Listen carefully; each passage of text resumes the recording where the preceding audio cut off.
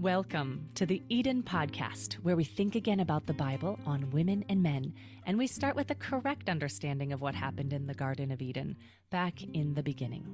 The work of the True 316 Foundation is based on the research of Dr. Joy Fleming, who wrote the book Man and Woman in Biblical Unity, Theology from Genesis 2 to 3. Listeners like you are joining us as members of the True 316 Foundation and support the work to true the verse of Genesis 3:16 and the 7 key passages on women and men. It turns out, when Genesis 3:16 becomes clear, all the other passages become clear too. You can learn more at our website, true316.com. That's TRU316.com. And at the end of this episode, we'll tell you about a special gift we have for new members. And now, enjoy today's episode of the Eden Podcast.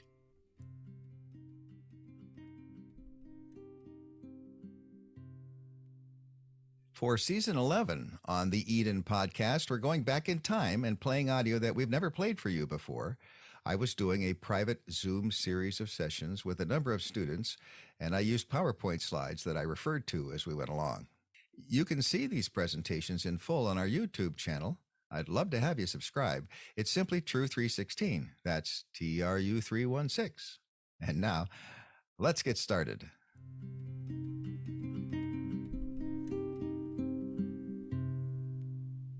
This session is about Genesis 3:16, and we're going to do a deep dive using the doctoral dissertation by Joy Fleming. I'm Bruce C.E. Fleming, your instructor. We are happy to say that we're related to the website TRU316, true316.com, and also genesis316.com. Well, we're so glad you're here. This is the dissertation we're going to be looking at. It's entitled A Rhetorical Analysis of Genesis 2-3 with Implications for a Theology of Man and Woman. We will be looking especially at chapter 3 from the dissertation, and if you have a copy with you, we'll actually be diving in at page 257. This doctoral dissertation was presented to the University of Strasbourg, France in 1987, and it's our desire to make sure that a brand new generation is able to look again at the insights that were found there. There are lots of thoughts going on, lots of theology, lots of folk theology circulating about the Garden of Eden. And it's not all correct. We're going to think about what it really does say and how we can know what it says. In her doctoral dissertation, she presented the big picture of Genesis chapters 2 through 3. We've drawn it as a bell curve, the beginning starting at chapter 2, verse 5, and working its way through chapter 3, verse 24. And the center of all of it is 2:25. They were in the Garden of Eden. They were naked and unashamed in the presence of the Lord. You see how we begin at the left side with Genesis 2:5, and we have an increase in complexity and goodness, and we continue for 3 different sections from verses 5 through 15. We call that A. Then verses 16 to 17, that's B. All this while God is at work. In section C, 18 to 24. And then we finally arrive up at D, 2:25. At that point, there is the attack. And we see sin at work, starting with 3:1 through 5. That's section C prime. And then B prime is 6 through 7, and A prime is 3, 8 to 24. One of the interesting things about a chiasm, that's what this is. Chi is the Greek letter, we call it X. And so in an X-shaped poetical passage like this that's tightly interwoven, we actually see mirror sections in the first part and in the prime part. So section A, from 2:5 to 15, is going to be mirrored on purpose over an A prime. The question is, how is it mirrored? And one of the interesting things is that the way the structure is put together is intended also to give you meaning. It's a lot like a song. A song has lyrics, it's got the words, but a song also has melody. And the melody can add to the meaning of the lyrics. It could be a happy melody, we call it happy. It could be a sad melody. It could be in a minor key. Whatever it's using, what kind of percussion, what kind of rhythm it is, we can look at that and we can learn more about the words, what they mean, if the melody is correctly attached to the words. That's what happens when you get a bell curve like this. We can see there's a chiasm and there's an interrelation. Wow, we got things really going better. And oh, we got things really going worse. Well, there's rich insights found throughout all the 407 pages of this doctoral dissertation. And again, it's written so carefully that we can figure out what has been gotten off the track as far as theology about Genesis 2 and 3. You can see here on from page 238 of the dissertation, the careful analysis that's been done of the Hebrew. Remember, Hebrew reads from right to left. And so we have underlining, we have double underlining, we have circles, we have squares. All of this shows how these different sounds, even words, letters, are repeated as part of the poetical pattern. And if we don't take a look at this, well, it's a bit like this illustration. What happens if you have an accident on the road? One car rear ends another car, and eventually you go to court, and the judge tries to decide, well, what did happen out there on the road? Well, there were the drivers of each car, so you have one story from the one and one story from the other, and then there were people around, maybe three others, and you can end up with 5 different stories of what really happened. What really happened? Quite often, the authorities will go back and double check. They will actually try to reconstruct the accident. They will look at the skid marks. How long was the skid mark? How dark was the skid mark? They will look at the equipment. They will try to figure out, is there any kind of a record that's been left? Who turned what? Were the wheels actually turned? Where were the cars impacted? Where were they in the middle of the intersection? They'll measure. They'll actually get numbers. They'll get these details. And it's the combination of the details as well as the stories that gives us the best chance of seeing what happened back then. Well, how do we measure a Bible passage? We'll see those tools illustrated as we go through the dissertation here. But in our Think Again study, we've talked about 6 different steps. One is to think again about the context of the passage. You have to even decide, what passage am I studying? In this situation, we're talking about the last part of Genesis 3. And the context of the passage is the larger section of the bell curve. So if we understand what's happening in the bell curve, the good news, and then the bad news of the bell curve, that helps us understand. We also have to understand the content of the passage. Well, what is the passage? Again, the immediate context in this sense, when God speaks to the woman in Genesis 3:16, is the speech to the serpent just before that in 14 and 15, and then immediately after that when God speaks to the man in verses 17 to 19. We want to think again about the key image or ideas in the passage, and there are several that we're going to follow up. We want to think again about the target verse. In this case, it's what did God say to the woman? We want to think again about the points of application. All right, so we see this, we learn it, but how do we apply it to our lives? And then number 6, we want to think again about what the passage does not say.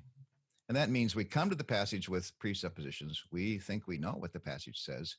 And sometimes we're so anxious to put our meaning into the text that we don't pay a whole lot of attention to what the text says, especially when the text does not support what we're saying, or even says, no, what we're saying is actually against the meaning of the passage. We have to focus. We have to think carefully. That's where the measurements come in. Well, I'm going to leave off showing the on-screen PowerPoint presentation in a second. And we'll actually look and start reading from the pages of the dissertation. If you have the PDF, it'd be good to pull it up, or if you've printed it out, you can follow along, mark it up. If you don't have them, you can contact me, Bruce at tru316.com. All right, we're going to move to the dissertation, and we'll start with page 257. You'll notice the second speech. It's in the middle of the page. But before we get to that, I want to show you the tail end of what's been up above. Joy has been talking about what happened in God's words to the serpent and to the man. And we have a punishment that comes in the form of a curse. We have instruction to the man when he talks about what else is going on, the fact that he's already now mortal and how that'll turn out. And so we have here a chiasm just in the words to the man. That often happens. You have a chiasm within a chiasm within a chiasm. That's part of the genius of Hebrew poetry. It helped them to remember the poetry and to pass it on orally as well. We have a lightly outlined box and a darkly outlined box, these two going together in section A. And we have two words down in A prime, and light and dark. The meaning of the light and dark, Dr. Fleming looked at this and she said, this is good news and this is the bad news. Then she saw, well, B and B prime also has good news and bad news, good news and bad news. And C has good news and bad news. So as she looked at the immediate verses surrounding Genesis 3:16, she began to see a good, bad pattern in those verses. Actually, in the verses to the serpent and to the man, we have a multi-part, detailed, repeated pattern, as God said to the serpent and to the man, because you have done this, cursed is the object of your activity and all the days of your life. And there were even words that sounded the same, shuf and shuv. All of these things made a pattern, and they made a good, bad pattern. All right, with that insight, we're going to move to the second speech. And I'll be reading the words from page 257. The speech to the woman has a structure of its own. Good and bad are juxtaposed as God instructs her, so that she may know how good and evil will be a part of her life from now on. The first 7 words in the speech will be analyzed first, and for the sake of clarity, labeled as follows. Word group number 1, harpa arba. Word group number 2, itzabonek waheronek. And word group number 3, be'etzev teildi banim. I won't be going into the Hebrew very much here. They'll be on the screen or in the PDF. You can look at that more yourself. Each of these word groups will be analyzed in turn, then the structure will be explained. God had blessed the couple when he created them. This is stated in the previous and in the following Toledot sections before and after the bell curve in Genesis 1:28 and 5:2. Both the woman and the man had been created in God's image and likeness and blessed by God. They had been instructed by God to be fruitful and multiply and fill the earth and subdue it and rule over the fish of the sea and over the birds of the sky and over every living thing that moves on the earth. God does not rescind this blessing given to the woman and the man at the time of their creation. Though he levies a curse on the serpent and a curse because of the man, he begins his speech to the woman with words of blessing. That's word group number 1. Harba arba is a grammatical construction in which the infinitive absolute of the verb is followed by the imperfect form of the same verb. This construction occurred twice in the command God gave in 2:16 and 17. Since then, the woman and the man had violated God's command by eating of the one tree. They would each face death. The woman, addressed after the serpent and before the man, may have expected to hear God speak to her about death. Instead, he speaks to her about life. The grammatical construction we noted in episode B with the verb, in 3:16, that grammatical construction with the verb rabah occurs in the hifil tense and in the first person. The verb rabah in the hifil means to make much, many, great. Then the expression appears 3 times in the Old Testament. Each time it's in a message from Yahweh. Besides its occurrence here, it's found in Genesis 16:10, where these words are spoken to Hagar, and it occurs in Genesis 22:17 when Abraham is addressed. God promises Hagar that he will greatly multiply her seed. The Hebrew word is zerah, which will be so numerous as to be uncountable. The same expression is part of the address to Abraham in Genesis 22:16 to 18. Because of Abraham's act and of not withholding his son, his one unique son, God will bless Abraham and greatly multiply his seed, zerah, which will possess the gate of his enemies. And in his seed, all nations of the earth will receive blessing because Abraham heeded God's voice. As in Genesis 1:28, blessing and multiplied offspring are juxtaposed.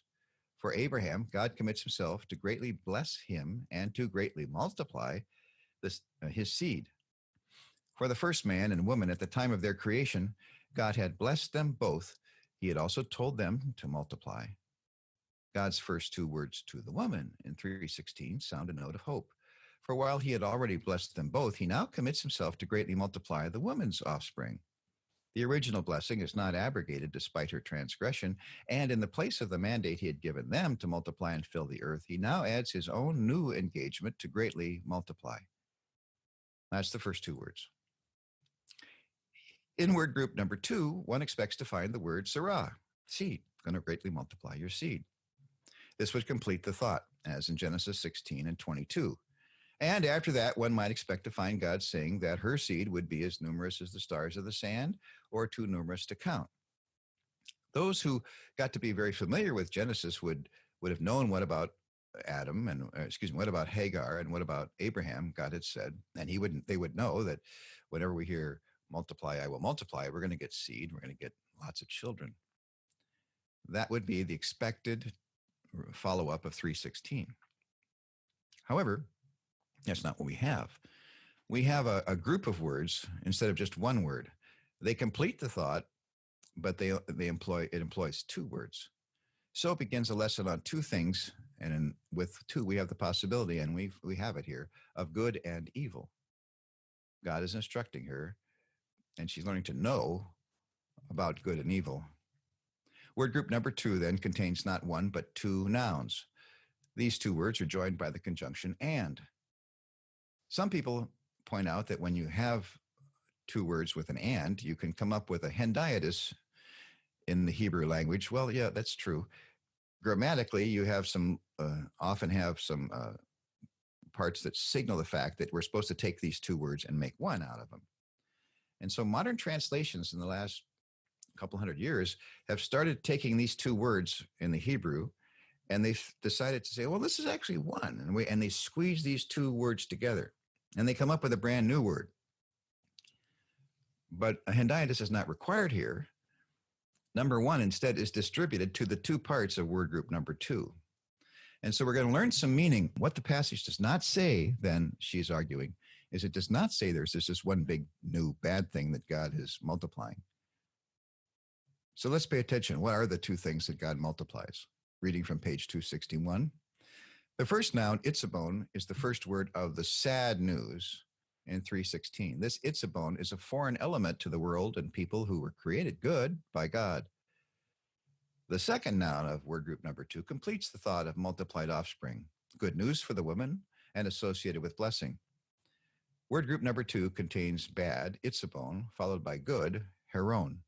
It is bittersweet, which characterizes what life will now be like according to God, who teaches her so that she may know how good and evil will impinge on her life from now on. Word group number 2 resembles some other groups nearby, but the main idea is to realize that in this case, form conveys content. Form conveys content. That's that melody. That's the lyrics. That's the poetry put together. What are we going to learn from the form? Well, she will acquire multiplied knowledge of not just good as before, but now bad too. And good and bad are put in quotes. We've got a negative and a positive element here. Neither of the two nouns in word group number 2 is seed, as we could have expected, but the second of the two is related in meaning, conception or pregnancy. So heron, the second word, can be easily translated pregnancy. I will greatly multiply your pregnancy. Or conception. I will greatly multiply your conception. Okay, what does this passage not say? Well, people who put together the two words and come up with a hendiadys think that God is talking about, I will greatly multiply something in relation to her act of childbirth. But conception is 9 months earlier than childbirth. So let's keep looking at these details. I think we're finding more about what the passage does not say, as well as what it says. The word chosen instead of seed completes the thought of word group 1 at the same time that it provides an instance of paronomasia with word group number 1. So we've got sounds fitting together, and you can use seed, you can use conception. In this case, the word conception was used. The expected word zerah does occur in the passage, though it's not in verse 16. God used it in the speech to the serpent rather than in his speech to her, just a few words earlier. God speaks, though, there of not one, but two. So we're seeing this pattern. We don't have one thing. We have two things. We have a bad seed, and a good seed who will be enemies and fight against one another. The second word in word group number 2, speaking of her offspring, then, her own, is preceded by its earlier announcement in verse 15. And we have a nifty little illustration here. We have the Hebrew words, Itzabon and Heron, and then we have an arrow pointing back to 3:15 with the word Zerah. What about the first word? Well, the first of the two nouns in word group number 2, and that's pronounced Itzabon, refers proleptically to the Itzabon of verse 17. When my wife first pointed this out to me, she said, this is a proleptic prophecy. I have to confess I didn't remember what that was, if I even learned it when I was in seminary. So I asked her, what's a proleptic prophecy? And she smiled, and she said, well, it's a prophecy where the results of what's going to happen are given, but how those results came to be is not given in detail yet, or not even hinted at. So we don't know why she's going to have Itzabon. We know that she's going to have Itzabon. And then when you get to verse 17, we found out why. Not only did she have it, but also the man has it. So this word Itzabon is not sex-related or gender-related or restricted. And we see that in 5:29. We've got some parents that are talking about their son Noah, and they're saying maybe this child will save us from the Itzabon that we have. However, God did, or rather will, curse the ground from which the man had come. This would result in Itzabon for the man. The man was going to eat what the ground produced as food, but he was going to eat of it in Itzabon, in toil or sorrow. I think the best translation for us to be following here is a hyphenated word, sorrowful-toil. So in sorrowful toil, you will eat of it. He says to the woman, I will multiply your sorrowful toil. She doesn't know why, but she's interested in finding out what that's going to mean. So the woman, too, whose food was the same as the man, would experience this sorrowful toil as well in order to eat what the ground produced. In fact, the two eaters from the same forbidden tree would both experience the same. So the word Itzabon is kind of a pun. The beginning is itz, and the word for tree in Hebrew is eitz. And so there's this cute sound there. Those tree eaters are going to be eating of sorrowful toil as they now wrest the food they need from the ground. Here's a good diagram. We have the word from 3:17, Itzabon, coming back up and influencing word group number 2 at the beginning of 3:16, Itzabon. And we have the word Zerah coming down. The words are going to describe that as we get there. Thanks for listening to the Eden Podcast, brought to you by the members of the True 316 Foundation. Research into the Old and New Testaments by Dr. Joy Fleming and Reverend Bruce C.E. Fleming forms the base of all our work. Joy is a former Old Testament professor and is a practicing licensed psychologist. Bruce is the author of the Eden Book series, which starts with Book 1, the Book of Eden, Genesis 2-3. We invite you to become a donor member of the True 316 Foundation, as together we seek to true the verse of Genesis 3:16 and related passages. When you become a member, we'll send you an autographed copy of the Book of Eden. Sign up today by going to true316.com/member. That's TRU316.com/member.